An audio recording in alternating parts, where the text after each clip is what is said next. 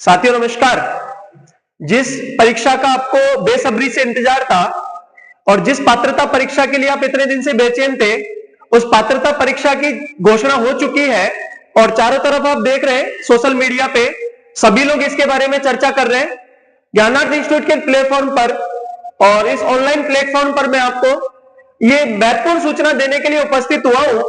और जिस परीक्षा का हम इतने दिनों से बेसब्री से इंतजार कर रहे थे, लाखों विद्यार्थियों को जिस पात्रता परीक्षा के होने का इंतजार था, फाइनली उसकी डेट आ गई है। तो मैं बात कर रहा हूं पात्रता परीक्षा की डेट से संबंधित। आवेदन की तिथि है, इसके फॉर्म शुरू होंगे 16 दिसंबर से। आप 16 दिसंबर से इसके फॉर्म भर सकते हैं और 16 दिसंबर से लेकर 15 जनवरी तक इसके फॉर्म भरे जाएंगे रीट पात्रता परीक्षा के।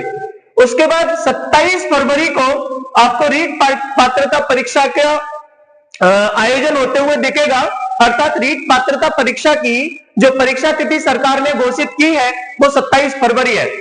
और इसमें पांचवा ऑप्शन का विकल्प भी आएगा, पांचवा ऑप्शन आएगा जिसमें आपको जो प्रश्न आप छोड़ रहे हैं उन प्रश्नों के लिए आपको भरना होगा। मेरे कहने का मीन्स, यदि आप भी रीट पात्रता परीक्षा के बारे में अभी तक सोच रहे थे और अभी तक आपने तैयारी शुरू नहीं की है, तो अब जाग जाइए और अपनी तैयारी को शुरुआत कर दीजिए। अभी भी आपके पास समय है। यदि आप आज से ढंग से मेहनत करेंगे और अपने जो दिन है उनको सही समय के हिसाब से टाइम टेबल बना करके पढ़ना शुरू करेंगे, तो विश्वास कीजिए रीट पात्रता परीक्षा आप आसानी से पास कर लेंगे। तो ये जो पात्रता परीक्षा है ये L1 अर्थात कक्षा 1 से 5 तक के टीचर के लिए और L2 कक्षा 6 से 8 तक के टीचर के लिए आयोजित की जा रही है। और इस रीट पात्रता परीक्षा के बाद बंपर भर्ती थर्ड ग्रेड शिक्षक की आने की पूरी उम्मीद है, जिसकी घोषणा जहां तक हम समझते हैं 2025 का जब बजट आएगा तो मार्च के महीने में उस बजट में पात्रता परीक्षा के पश्चात मुख्य परीक्षा के लिए पदों की घोषणा सरकार के द्वारा की जाएगी, ऐसी हमको बहुत उम्मीद है और बड़ी भर्ती आने की संभावना है। साथियों, ये बहुत अच्छा मौका आपके सामने है। यदि आप अच्छे से मेहनत करते हैं और पात्रता परीक्षा को क्लियर करते हैं तो एक सुनहरा अवसर आपके सामने आकर के खड़ा होगा। रीट पात्रता परीक्षा की सिलेबस की जब बात करते हैं तो इसको हम 3 भागों में बांट लेते हैं, L1, L2 SS और L2 साइंस। ठीक है, सिलेबस की बात करते हैं। 30 नंबर का साइकोलॉजी का पोर्शन है, तीनों में 30 अंक की साइकोलॉजी आती है, सेम L2 SS में भी L2 साइंस में भी। 30 अंक का हिंदी का पेपर होता है फर्स्ट, ये L2 SS में भी रहेगा, L2 साइंस में भी रहेगा। प्री के सिलेबस की बात कर रहे हैं हम। और 30 नंबर में सेकंड लैंग्वेज का ऑप्शन है, दूसरी भाषा। जो भी आप चुनोगे इस दूसरी भाषा में उर्दू, पंजाबी, हिंदी, इंग्लिश, जो भी आप लेना चाहो। ठीक है, क्योंकि पहली भाषा हिंदी मैंने इसलिए बताई है क्योंकि हमारे इस राजस्थान में सभी बच्चों की, मोस्टली बच्चों की पहली भाषा हिंदी है। लेकिन पहली भाषा में भी आपको ऑप्शन मिलता है, आप पहली भाषा उर्दू, पंजाबी, सिंधी, गुजराती, मराठी, इनमें से भी कोई भाषा ले सकते हो।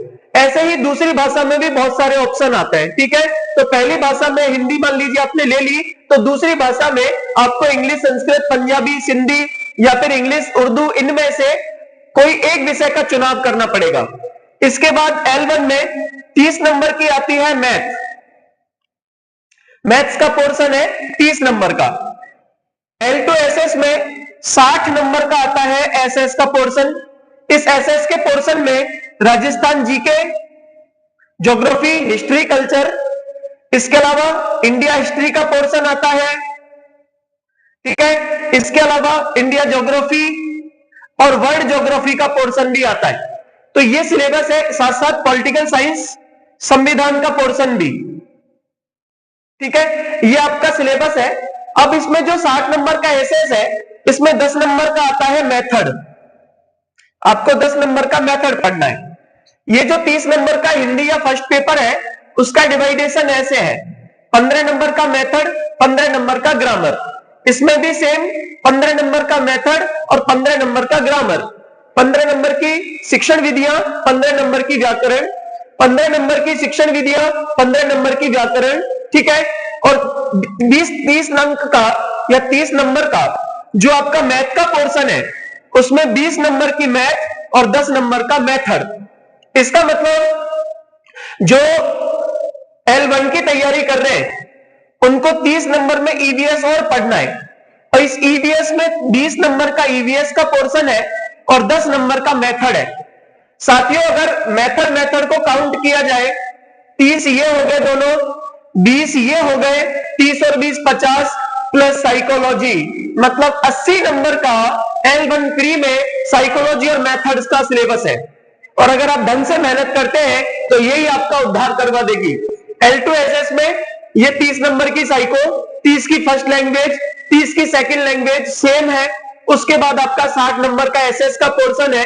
इस एसएस के पोर्शन में आपको संविधान भी पढ़ना है, इंडिया ज्योग्राफी पढ़नी है, वर्ल्ड ज्योग्राफी पढ़नी है, इसके अलावा आपको इंडिया हिस्ट्री पढ़नी है, आपको राजस्थान का ज्योग्राफी, हिस्ट्री, कल्चर, ये सब कुछ पढ़ना है। इसमें भी 10 नंबर का मेथड है। यहां हमने अभी बात की थी 15 नंबर का मेथड, 15 की ग्रामर, 15 नंबर का मेथड सेकंड लैंग्वेज में और 15 नंबर की ग्रामर। साथियों, यहां आपका 15 और 15 30, 10 नंबर का मेथड 40 और 30 नंबर की साइकोलॉजी, ये आपका 70 नंबर का पोर्शन साइकोलॉजी प्लस मेथड का हो जाता है। ठीक है। इसके बाद L2 साइंस में 30 नंबर की साइकोलॉजी है, 30 नंबर की फर्स्ट लैंग्वेज है जो मोस्टली हम लोग हिंदी लेते हैं, और 30 नंबर में सेकंड लैंग्वेज है जो भी आप लोग इंग्लिश, संस्कृत, उर्दू, हिंदी भी रख सकते हो, फर्स्ट लैंग्वेज में कोई और लैंग्वेज भी ले सकते हो। ठीक है। इसके अलावा 30 नंबर की मैथ और 30 नंबर में आपका आता है साइंस। इस 30 नंबर के मैथ में 10 नंबर का मेथड है, साइंस में भी 10 नंबर का मेथड है, यहां आपका 15 नंबर का मेथड है, यहां आपका 15 नंबर का मेथड है। इसका मतलब 10 और 10 20, 15 और 15 30, 30 और 20 हो जाते हैं 50, और 50 और 30 मिलके होते हैं 80। साथियों, मैं ये कहना चाह रहा हूं कि L2 साइंस वालों के भी साइकोलॉजी मेथड्स का पोर्शन 150 में से 80 नंबर का है। और यदि आप ढंग से तैयारी करते हैं, साइकोलॉजी मेथड्स को ढंग से पढ़ते हैं, तो यही आपका उद्धार करवा देगा। और ये जो साइकोलॉजी मेथड्स है बहुत सरल आता है, बशर्ते आपने ध्यान से सुना हो, अच्छे व्यक्ति से पढ़ा हो, अच्छे टीचर ने आपको समझाया हो, सिखाया हो, तो आप इसमें पूरे के पूरे नंबर ला सकते हैं। रीट पात्रता परीक्षा की बेहतर तैयारी के लिए ज्ञानार्थ इंस्टीट्यूट सोमवार से नए बैचों की शुरुआत करेगा, और नए बैचों में आपको बिल्कुल टाइम बाउंड क्लासें 7 से 8 घंटे की लगातार क्लासें मिलेंगी।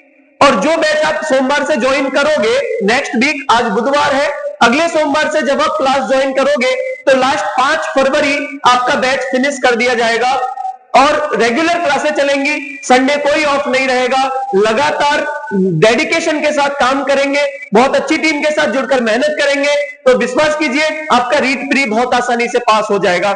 थैंक यू, धन्यवाद।